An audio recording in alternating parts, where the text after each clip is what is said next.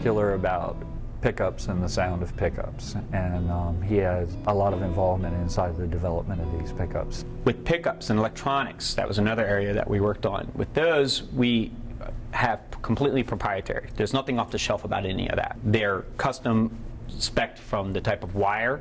The coating on the wires is very specific. The number of winds that go into the pickup is very specific.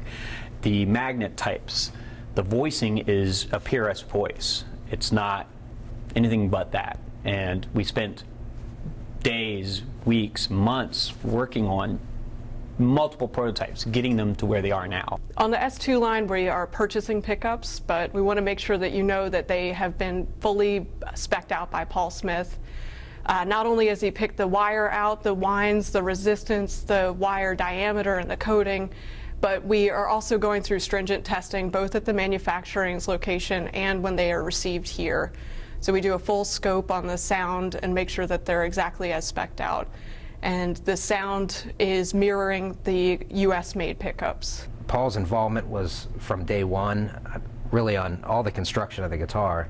We wanted to make sure the pickup for each model represented what the model was about. I think the pickups sound very good on these models. They complement the style of guitar accordingly. Electronics on the S2, you have pretty straightforward controls. You have a volume, of course, three-way blade switch, and a tone control. Give you a little bit more diverse sounds because the tone control is push-pull pot, which you can coil tap either the neck pickup or the bridge pickup, or if you're in the middle position, both pickups are tapped at the same time. So you do have some single coil capabilities as far as you know, whatever your tonal aspirations may be. I think, you know, you'd be very pleased with what the S2s have to offer.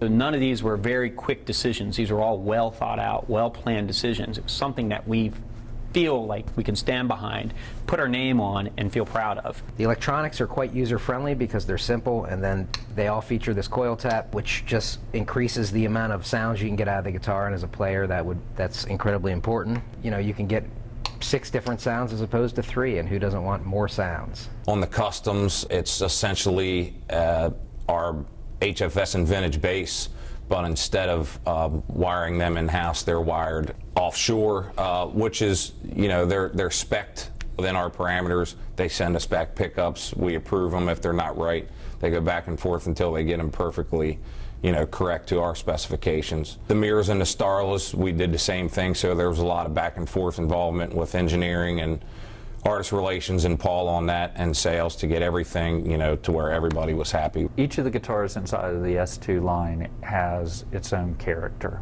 and they're very distinct. They do cross lines, and they are versatile in nature, but they have a lot of character and identity. So the Mira has its identity, and you can almost look in a room and find the people that are going to gravitate towards that guitar. Each model is quite different. So we were just at a gig, and Davey Knowles picked up the Mira, and I think he almost had an aneurysm because he thought it sounded so incredible. Never touched it before, picked it up, and then flipped out. It was pretty awesome. They have to each have their own voice. They just can't look different and sound similar. Custom, in my opinion, from a player's perspective, it sounds like a custom 24.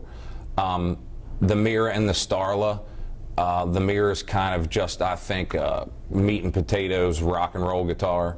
And then the Starla has kind of a jangly, kind of a trashy type tone, which is very cool. And in coil tap mode, you know, you have 3 completely different, you know, tonal palettes within each one. You know, they're very, very cool.